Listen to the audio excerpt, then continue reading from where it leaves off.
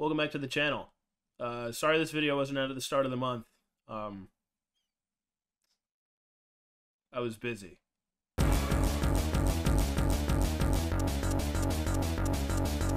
With that all being said, I will be back now that I'm not, graduating college. Follow me on the Twitch, follow me on the Twitter, follow me on the Letterboxd. I'll be active, up and active, ready now that I'm done with school forever. And if you want to go see clips like this, fuck you. Fuck you, Purple Toad Strikeout. Right? You can't catch up. Fucking charge pitch to your fucking left. Don't have shit. Change up, swing and a fucking miss. You're so dog shit, Bowser. You're terrible. You're terrible, Bowser. Go over and check out the Twitch. Trying to be live there 2 to 3 times a week. Check out the YouTube as well. Uploading highlights, uploading YouTube shorts. Follow me on TikTok. Alright, let's just get to it. I'm gonna actually try and go fast this time. I did a bad job last month. Let's go. Start off the month, I watched On the Count of Three. It's Jerrod Carmichael's movie, basically about a duo who wants to go out on top. They're not feeling happy with their lives, and they just want to do some grand finale to how their lives are going. And honestly, I thought it was pretty compelling. It was a really good dynamic that the two of them had together. I liked where the story was going. I liked the themes. I understand, how things were trudging along, you understand? It was a good concept for a movie. I just felt like it was missing something. At the end of the day, I kind of left the movie. I was like, I really liked where it was going or where it could have gone, but it just didn't give me the ending that I was expecting. It didn't give me the sort of conclusion or sort of grand message that I was expecting from where the story started. Definitely would still recommend that you watch it. I think other people will get more enjoyment out of it than I did, but still just felt like it was missing something. Then I watched Sinister. This movie scared the shit out of me. I had to watch it in 3 separate segments because there were so many jump scares. And the movie was so dark. Not dark thematically, even though it was a little... It was so dark. The movie was basically in the darkness for the majority of it. And I don't do really well with those kinds of horror movies. I just heard good things from my friends who like horror movies. So I got through it, and oh my god. Ethan Hawke's stupid. He's so stupid. Everything about this plot is stupid, but I like the overarching message of it. I understand what they were trying to do. Just put some lights in your movie, dude. Was your lighting budget $5? My god. If I hadn't looked up the entire plot to this movie, I would have shit my pants. Also, I feel like that's important to address. Some of these scenes, lawnmower, ending, not for the faint of heart, dude. Don't watch this one if you like sleeping at night, for real. Castaway. I've heard great things about this for a really long time. Tom Hanks is one of my favorite actors just throughout history. I've grown up with a lot of his movies. It's a lot. I think that honestly, the parts that impacted me most were probably the last 40 minutes when he was at home. Spoiler alert for people who haven't seen Castaway. He doesn't die there. But it's very compelling watching him just be a character actor with other people. He's great as a love interest. He's great as being someone involved in a romantic situation.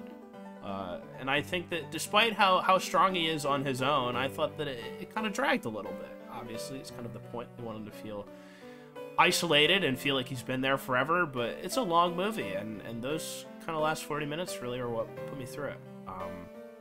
Don't know if I'll be watching this one again, but I think it's definitely something that you should see. So, love Tom Hanks as someone in a movie with other people to act around. And I saw the new Dungeons & Dragons movie, and what can I say?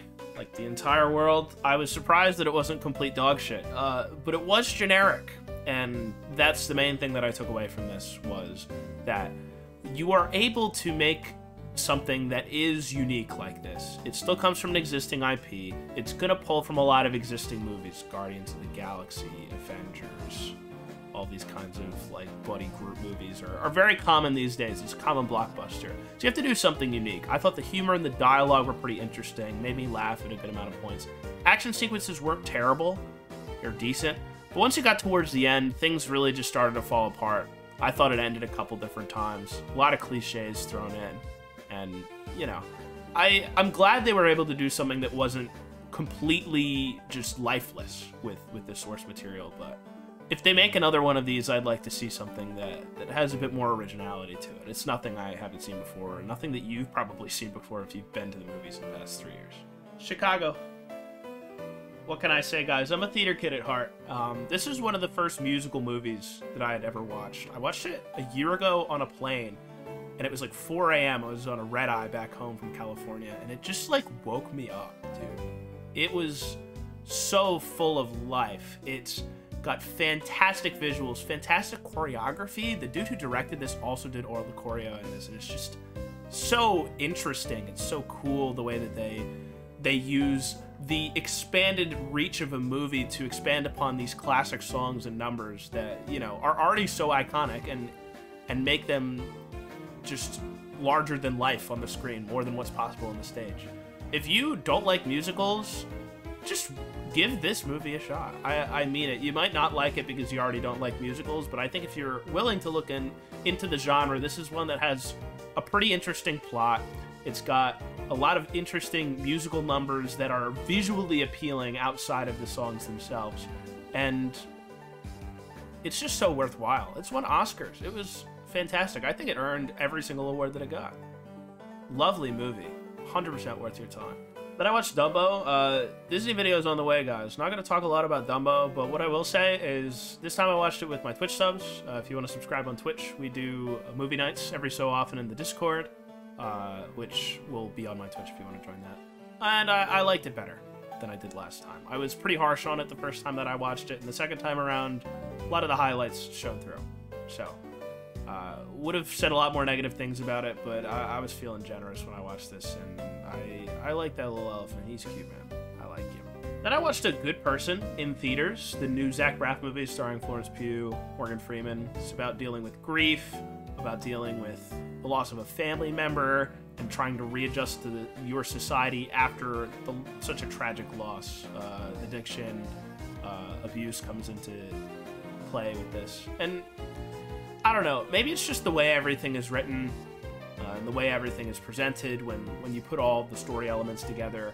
The main thing is that despite Florence Pugh's good acting performance, this is one of her weaker roles, in my opinion. I know that she slays in everything that she does, but it's hard for me to be invested in a movie literally titled A Good Person when I am not sold on the idea of any of the main characters being a good person at their core, even by the end of the movie.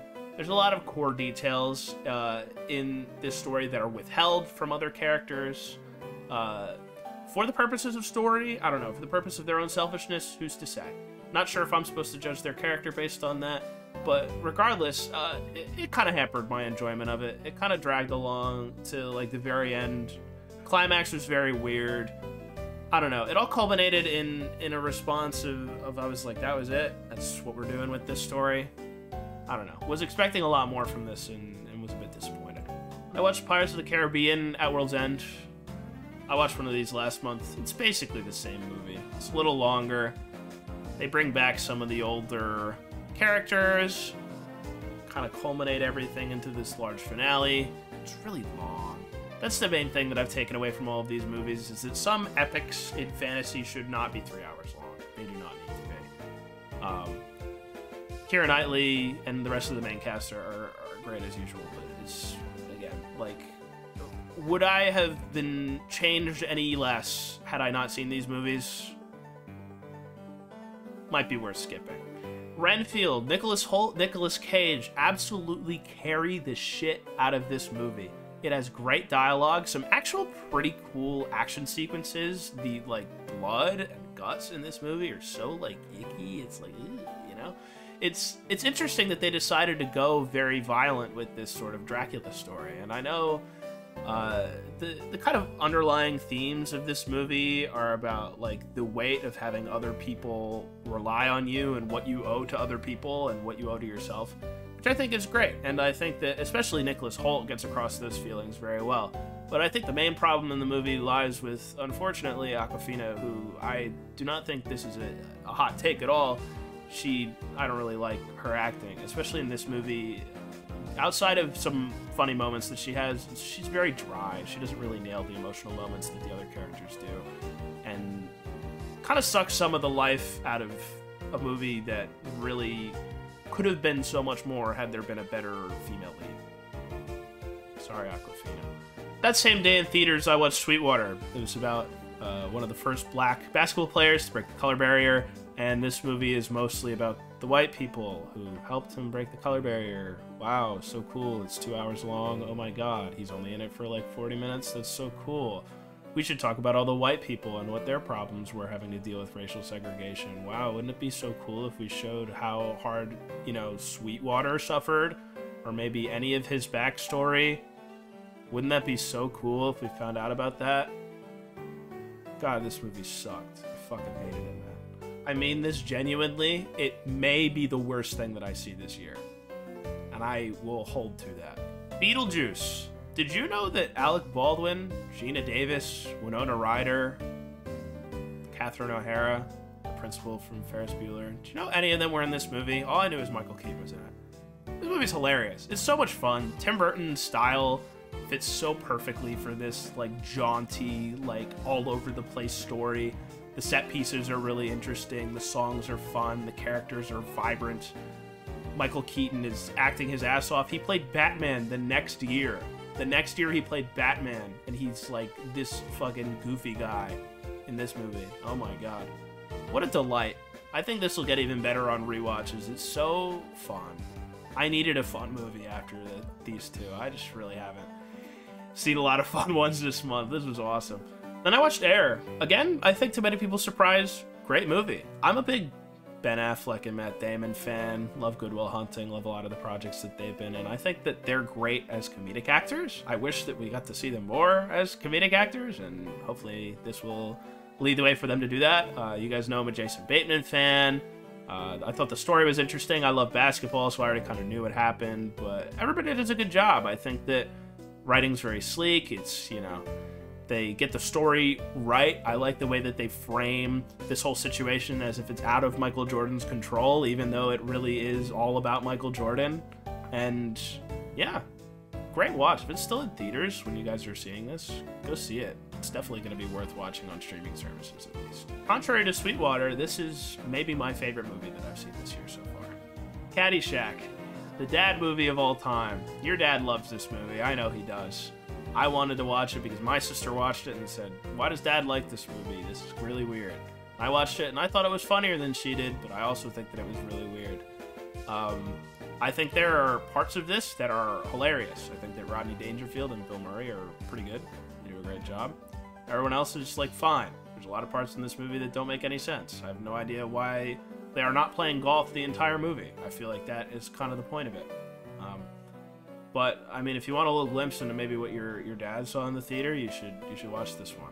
Then I watched Rye Lane. It's this new rom-com on Hulu, like 80 minutes comes in at. It's really charming, very sweet. I've been getting more into rom-coms in the past year or so, just trying to expand my genre knowledge.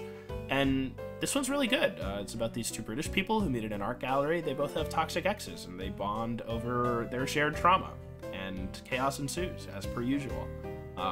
Really compelling movie. The two main actors do a great job. The story is concise in a way that does not, you know, exclude any sort of perspectives from the outside characters, but it also doesn't meander in a way that any of the characters become less interesting.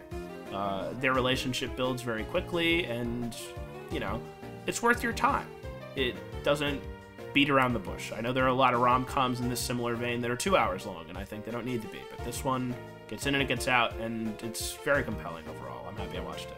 The cool thing about it is that we get a rom-com shot in more of a modern style. I like this kind of new take on the rom-com because I feel like the genre has been very static for a while, and I think that the cinematography choices and the dialogue and the way that the story is structured makes for a really interesting new path for what rom-coms can be in this decade. And I finished the month off by watching John Mulaney, Baby J, and let me tell you, the guy's got the juice still. I've loved him for a while.